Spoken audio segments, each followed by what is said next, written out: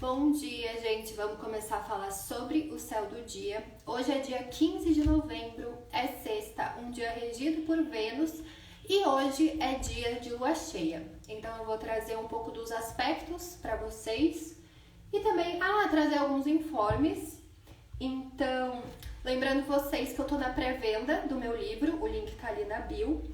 E ontem eu postei no YouTube vídeo para todos os ascendentes, para essa lua em touro, para essa lua cheia. Então, se vocês quiserem se especificar no seu ascendente, tá lá no canal do YouTube. E também outra notícia, né?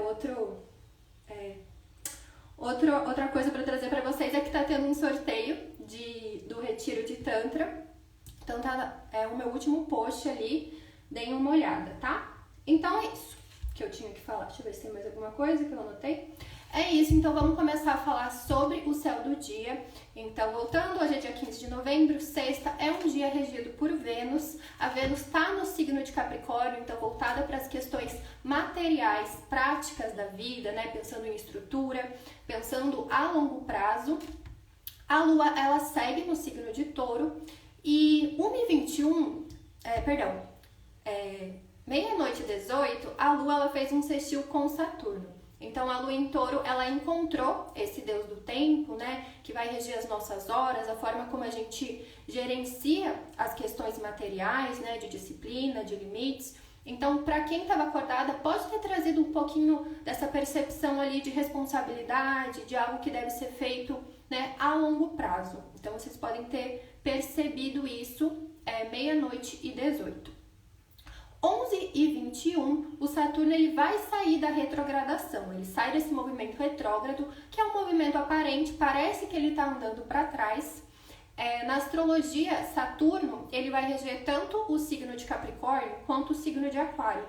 Então pode ser mais relevante para quem tem ascendente em Capricórnio ou em Aquário, ou às vezes se você está em alguma das técnicas de previsão, você está sendo regida por Saturno, por exemplo, você está num ano de profecção, que Saturno que rege, ou também se você tem ascendente, se tem planetas, né, em Capricórnio e Aquário também, ou se você tem ascendente em signos fixos ou cardinais, né, que também podem ter esses signos, né, tanto Capricórnio quanto Aquário, nas casas angulares, que acabam tendo mais força, né? As casas angulares são a casa 1, 4, 7 e 10, então elas trazem mais força, tá? De ação.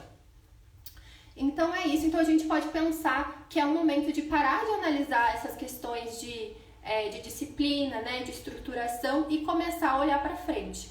Lembrando também que esses dias que antecedem, né, esse movimento, essa retomada do movimento, uns 3 dias antes, uns 3 dias depois, os assuntos regidos pelo planeta, normalmente eles ficam um pouco emperrados, né? E isso qualquer planeta, pensando também, quando o Mercúrio fica retrógrado, né? Então, assim, se puder evitar, uns 3 dias antes, uns 3 dias depois, fica aquela coisa, sabe quando você vai dar uma marcha ré ali para ir para frente? Então, aquela coisa meio que pausa, meio que não vai, meio que trava.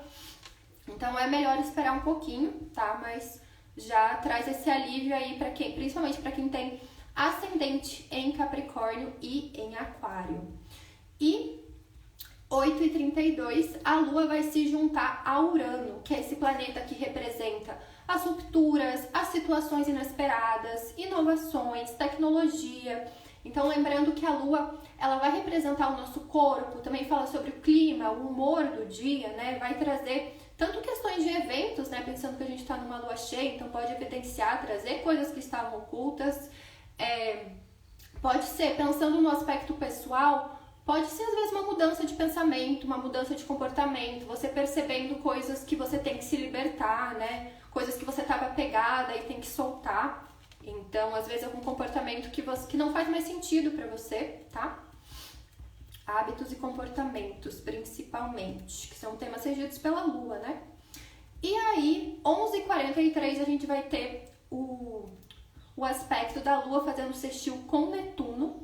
Então, esse é um bom momento ali para esses processos de meditação, de visualização, de entrar em contato mesmo com os nossos sonhos, sabe? Com esse mundo inconsciente. Então, para quem estiver acordada ali, é um bom momento para se conectar, né? Com essa criatividade. Então, acho que é isso dos aspectos do dia. Daí a Lua não vai mais fazer nenhum aspecto com nenhum planeta visível, olho nu, então traz muito essas questões mais inconscientes, né? Traz a gente mais para esse aspecto talvez mais mental, tá?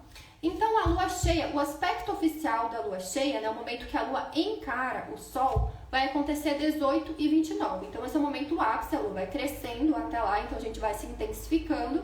Aí esse é o momento ápice e depois ela já vai diminuindo em luz. Então toda Lua cheia é um momento que a Lua está encarando o Sol. A Lua, né, pode simbolizar os nossos sentimentos, as nossas emoções, pode representar o povo, né? O Sol ele pode representar figuras de autoridade, ele pode representar consciência, essa necessidade ali de autogoverno, de clareza, né? Enfim, para cada pessoa, a Lua cheia vai depender do seu mapa, né? Por isso que eu falei para vocês olharem, que eu deixei lá no canal para todos os ascendentes. Então vocês buscam ali, daí vocês já sabem os temas, né? Mas em síntese, assim, de uma forma, né, de um panorama geral, assim, o touro ele vai trazer essas questões de corpo, de prazer, né, dessa conexão ali com todas as sensações físicas, falando sobre estabilidade, sobre segurança, até sobre economia, né, nossos recursos materiais. Então traz o foco nisso. E escorpião é esse signo das águas, né? Então tanto o touro quanto o escorpião são signos fixos, então são signos que se aprofundam no elemento. Então o touro se aprofunda na terra e o escorpião se aprofunda nas águas, né? Então lida com aquelas questões emocionais, muitas vezes que a gente não vê, se aprofunda na raiz do que a gente sente. Então pode ser um momento, né, pensando que o sol, ele ilumina, ele traz clareza, ele traz visão. Então essa consciência, se a gente não está se envenenando, se a gente não está se intoxicando, se a gente não está perdendo a nossa energia. Então pode ser um momento, por exemplo, que você percebe que você está tendo hábitos destrutivos consigo mesma, sabe? Parece que é prazer, mas na verdade é uma autodestruição, né? Isso pode dependendo da casa, né, onde você tem signo escorpião, pode ser em relação a amizades, às vezes uma relação tóxica com o trabalho, por exemplo, você tem ascendente em aquário, então você tem escorpião na casa 10.